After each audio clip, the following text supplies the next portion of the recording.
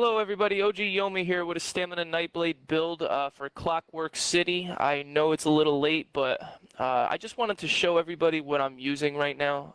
This is my first ever build video, so bear with me.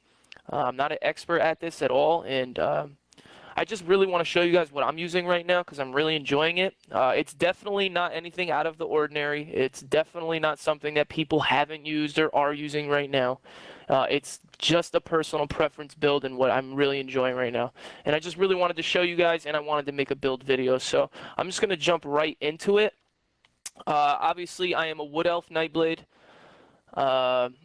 Let's look at the stats buffed up. So, as you can see, 1352 Magica recovery, which is great. Health recovery is 482, which is pretty good. Stamina recovery, 2846. That obviously gets buffed up too, depending on what you're doing in Cyrodiil. The weapon damage sitting at 3096, which is good enough. Weapon critical, 36.4. I wish that was a little bit higher, but still very good. Physical resistance is looking really strong right now. 12,869, which is great. The crit resistance, 2524, that's awesome. Maximum stamina, yes, this does look low, I understand that, but trust me, I've played this build so much. If you play properly with the stamina recovery that you have, you will never run out of stamina, most of the time. I mean, you just have to play right, and you have to learn. Maximum health, 17,846, that's really good. Maximum Magica is 11,334 on my front bar. If we switch over to this bar, take a look here. We have more Magica, obviously. 12,223. We're getting some passives from the siphoning tree. Siphoning skill line, I should say. Yeah, and everything is pretty much the same. So let's jump into what the gear I'm running. So, first and foremost, the Asylum Greatsword. This is a personal preference thing. I love this sword. You get it through the Asylum trial. Most of you know that already. Disease Enchantment, Nirnhoned is probably going to be the best way to roll. Obviously, some other people have other preferences. You can roll with that if you like it. This one-piece bonus is amazing, though. You deal damage with Reverse Slash. You generate up to 14 ultimate based on how much execute bonus damage it dealt. So any execute ability, like Executioner, you're going to get ultimate back. A ton load of ultimate back. This sword is awesome. I mean, the more ink caps you have, the more damage you're going to be doing, the more kills you're going to get. So you can run, a master's weapon there or a veteran Maelstrom Arena weapon, whatever your preference is, but I like this weapon.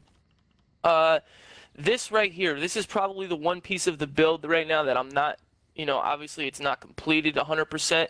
I would like to have a master's bow here or a Maelstrom Arena bow, but unfortunately I don't know enough people to run DSA veteran. I'm honestly kind of new to the game, so it's just I can't find anyone to do it with. Maybe one day, but right now I'm just running the Eternal Hunt bow. It's not really benefiting me any, but that's just what I have. We're running Damage Health Poison. This is a very popular poison. There's different kinds, different versions of this poison that you can run.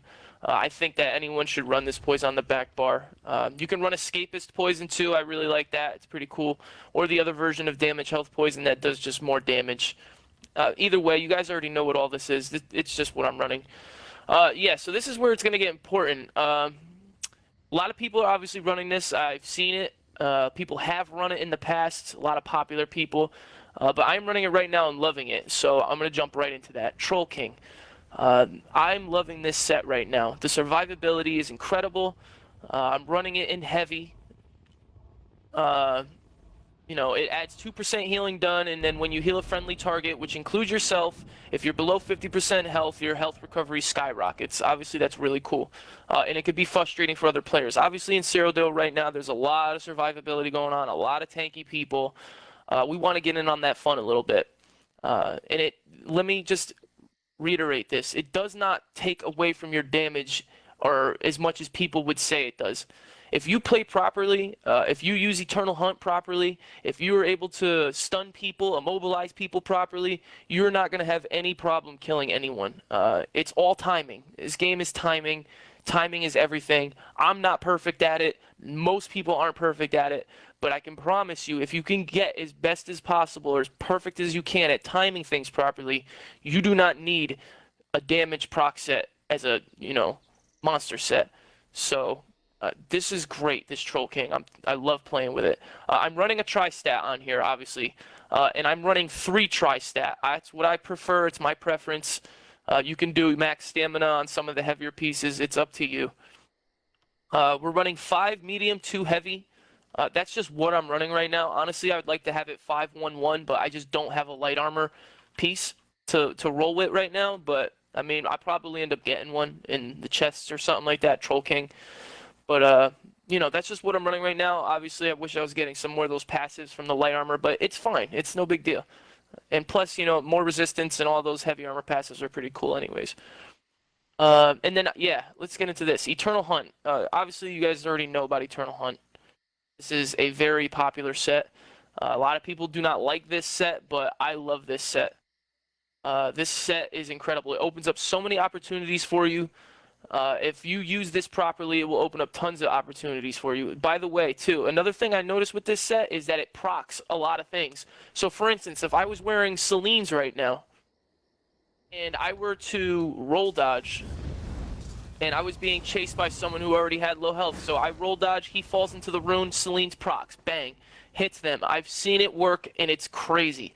I remember a time where I was getting chased by 2 kids. They were both weak. I was battling both of them. I'm roll dodging. It procs, and it kills both of them at the same time. So don't let anyone tell you Eternal Hunt is garbage. It's not garbage. It's a great set.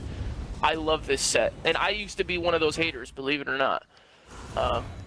So, yeah, just run Eternal Hunt if you really, if it's your thing. You don't have to, but it's what I love. I love this set. And then, obviously, you already know Agility. Agility's great. It has, Agility just has everything that you want. 1,400 maximum stamina, extra weapon damage. I have, this is actually a big deal. I have Magicka recovery, stamina recovery, and weapon damage. You could do this any which way you want. A lot of people will do like 3 weapon damage or 2 weapon damage, 1 stamina. I just prefer to have both. The extra weapon damage doesn't mean too much to me. I'm not having a problem. I've thought about changing it. Trust me, plenty of times. I'm like, maybe I should put some more weapon damage in there, make the stats look better. But 174 weapon damage is not that serious to me. And obviously, I'd rather have the Magicka or the stamina recovery. So, yeah, Eternal Hunt, Troll King. Asylum Greatsword. I wish this was a Master's Bow, so I kind of messed up there. Obviously, maximum stamina enchants, and then 3 Triglyph. That's what I'm running. Let me get into the champion points. Alright, before I get into the champion points, remember, I'm not full max CP yet, so you're probably like, why are you even making a build video? Dude, I'm sorry. Alright, I could tell you where to put the additional points. I already know where I'm going to put them, but I'm going to get into it anyways. Let's start with the green tree. This is where it's not completed. Warlord and Sprinter, you want to fill those up to a pretty good point. I would put some of my CP in there, maybe, 10-10, 15-15, whatever. But you want to get some points into both. I'm still working on that. This is full, 76 into Mooncalf, 44 into Arcanist. You definitely want to get Wind running. This amount of CP definitely equals up to that. And actually, but with this build specifically, maybe some points into Healthy. But, it's up to you at that point. 76 and 44. Onto this tree, we have 73 into Tumbling. I roll dodge a lot. Some people would say this is too much, but I roll dodge a lot. And I'm only running 2 well-fitted, so 2 well-fitted is a pretty good amount, but I like to roll dodge. It's what my preference is. It really helps me out. With the Disease Enchantment, I would put some into Befall, too. It's no problem putting stuff into Befall. It's definitely going to buff that for you. So definitely would look into doing that also. Onto the Apprentice, we have 0 points into here. Maybe I would put some points into Blessed based off what build I'm running, but just not right now. Let's see. Master at Arms, 73. This is going to buff everything that you do. You definitely want 73 points into Master at Arms. You could put as many as you want, but I just feel like the 23% is really good. Let's see here. Mighty, 43 into Mighty. 56 into Precise Strikes, and I will be putting more into Piercing. Obviously, we need more penetration. Penetration is huge, especially nowadays. I am currently working on putting more points into that. Where I'll leave it, maybe somewhere in the 30s, for sure. And then definitely want to put some points into Thaumaturge, too. we have dots, poison injection, we have damage, health, poison. We want to buff those. So putting an extra few points into Thaumaturge is also pretty good. Let's go into the Steed. 99 into 63 into Ironclad, 36 into Resistant. You could put some into medium armor focus. I don't think it'll really benefit you too much, but that's what I'm running right now. I won't be changing that. Hardy, 49 into Hardy, 49 into Elemental Defender. That's fine. You definitely want to put more points into Thick Skinned. I'm currently working on that right now. Let's see, nothing into here. Maybe some into Quick Recovery at some point, but I'm not ready yet for that because I obviously don't have all the CP. That goes over the CP. Let me go over the skills that I'm currently running. On the back bar, I'm running Relentless Focus. You can run Leeching Strikes. That's a very popular ability. I go back and forth all the time. Both are very good. It's just a preference thing at that point. Shuffle, this is obviously an OP skill. You want that on your bar at all times. Poison Injection, you definitely want to use Poison Injection. It's the best. I love it. Heavy Attack to Poison Injection is an incredible combo to start off a fight. Shadowy Disguise, just, you know, typical. Resolving Vigor, and then I use Soul Tether on the back. A lot of people would say, why are you not using Dawnbreaker? I do use Dawnbreaker sometimes, but right now I'm really enjoying those passives that I'm getting while not running Leeching Strikes. So it's fine, and actually, believe it or not, it's really good for escapability. So you can definitely escape in a sticky situation with this. If you pop it, it does work. Front bar, Surprise Attack. Obviously, you want Surprise Attack, Executioner, Mass Hysteria, Ambush, Rally, Incapacitating Strike. Pretty basic. Nothing out of the ordinary there. Oh yeah, let's go over the food. I am running the Smoked Bear Haunch. It's gold food. Obviously, it's expensive. If you know someone who can make it, that's great. Jewels of Mizral is great. It's literally barely any different. I'm just running the gold food because I have it, and I prefer the extra stats. But you can totally get away with Jewels of Mizral. It's great. You don't have to worry about, you know, running this bear haunch food. It's super expensive. It's ridiculous. And who wants to fish, right? Fuck fishing. That shit's boring. Yeah. Stage 4 Vampire. Something I've been actually looking at potentially changing. The flame damage is ridiculous, but at the same time, if you play properly, if you know how to play properly, you can avoid flame damage. It is not hard to avoid. It's probably some of the easiest damage to avoid. And then obviously the passives that you're going to get from here are great, so I'm really torn between it, but I don't think I'll be changing it. Stage 4 Vampire. And then I'm running the Serpent, just to get some extra stamina recovery. And yeah, that's pretty much it, guys.